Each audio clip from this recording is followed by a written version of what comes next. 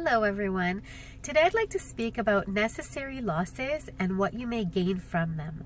And losses can be in your personal life, with your relationships and your friendships and something else that might be going on, or it could be in your professional life at your work and within your career and also with your business. So we can break these down and sort of tackle them one by one, but there is a common theme here, and that is when you have losses in your life, they are being replaced by something better.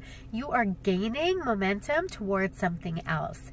And sometimes we do have to lose certain people or certain things. We have to clean house sometimes, because not everyone that's in our life currently and not everything that's in our life currently is meant to be there long term.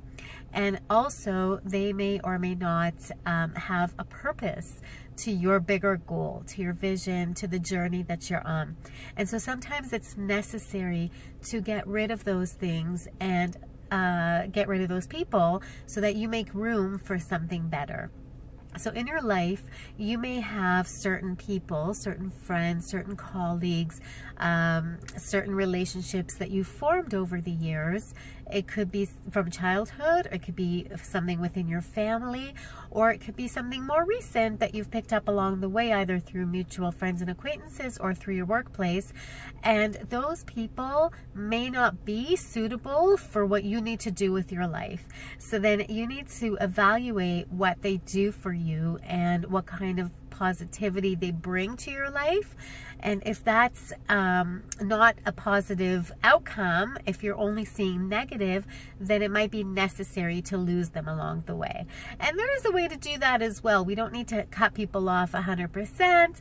We don't need to make them feel badly about it, but sometimes we just need to disengage ourselves from toxic people, from toxic situations, or just in general people and things that are not benefiting us at all.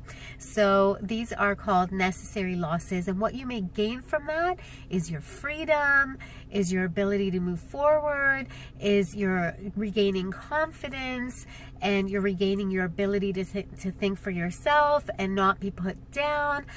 Depending on why it is that you need to lose these people along the way, or why it is that you need to disengage yourself from a certain situation, then the gains obviously would go in accordance with that. But I think that without having particular situations to refer to, it's really hard to say what the gain would be. But definitely when you lose something, something else is going to replace it. You're never going to be left with a void. And that's in your personal life, but the same goes for professional life. So basically, when you have a job, whether you're climbing the corporate ladder, whether you've been in a certain position for a long time, wherever it is, whatever stage you are in your career, there are times when we need to have a certain necessary loss. So when you're negotiating certain deals, when you have to move departments, when you have a layoff, for instance, everything that happens to you happens for a reason. And so we need to look at why it's happening and what brought us to that point, accept that loss, and see how we can gain from it. Because anything that is given to us and taken away is for a reason. We just need to find the silver lining in the situation. And especially when you have business dealings, sometimes you may be negotiating a contract or a deal, a purchase or a sale, and things may not be going your way. And when you have people who try to take advantage of you, when you have people who try to maybe use their position in your life with you in order to gain something out of it, then you need to evaluate whether that particular transaction is going to benefit you in the long run. So if you, for instance, have a business and you have people that keep coming to you for free products or free services, free advice, and you're not gaining anything from it, sometimes it is a necessary loss.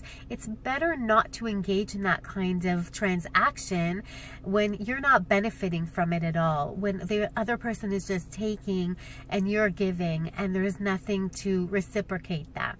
So always remember, when you are negotiating, when you are looking to close a deal, when you're looking to see what you can, what kind of partnership you can have with someone, whether it's, you know, hiring someone, or whether it's being hired yourself, whether it's contracting a service, whether it's, you know, providing products, whatever it is that you're doing. If you're not getting what you need to get out of that transaction, it's necessary to incur that loss. And that loss is going to lead to a bigger gain, because when you're not engaging in that transaction, you're not open to engaging with other people and other possible clients or associates, whatever it is that you have.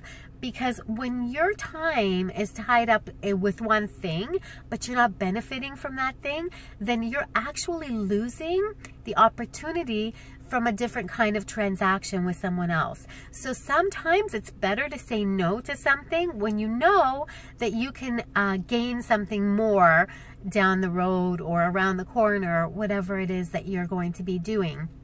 So if you know that you have a certain value to yourself, but you might be down on your luck, you might find that you really do need that transaction to stay afloat, or, you know, you're starving for that interaction or that connection, right? You want to bring on new clients, you want to have more business, you want to have more income, but at what cost? You have to kind of determine what your value is. And if you're being undervalued, then that kind of sets a precedence that lowers the bar for what you could be charging in future, for what you can be collecting and building your portfolio and your client base, because everything comes on recommendations. Everything comes on word, you know, mouth-to-mouth referrals. And when you have someone who says, oh, you know, this person did this for me, or I got this from that company at such and such rate or for such and such price, then that really sets the standard for what you're able to charge the next person. Because, I mean, technically you don't have to justify who you give what to, but people expect the same kind of treatment, the same kind of cost, the same kind of transaction that you had with a previous person, especially if it's coming from a referral. So you really want to base your worth and your value as to what you think it should be, and then stick to it. Because if one person doesn't want to give it to you, if one person doesn't think that you're that valuable or that your services or products are worth it, then that's fine. That's a necessary loss, because the next person will. The next person will recognize that your service is worth the money, that your products are valuable, that you need to transact with them, to interact with them, to do business with them, because you are setting yourself up as a certain brand. This is called branding.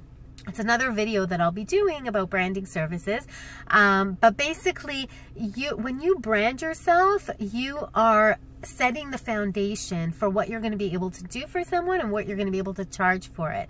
And even if you're working for someone else, by branding yourself, that is really your resume, your CV, that is your portfolio. And then you're able to go out and say, I've done this, and this is what I charge. This is what I'm worth. This is what I think I can contribute, and then I need to be compensated accordingly. So whether it's in your personal life with someone who might be taking advantage of your generosity, your kindness, your time, you really need to set limits and boundaries. It's all based on boundaries and limitations and what you're able to give somebody else and how you're going to be compensated in return. And it doesn't always have to amount to money.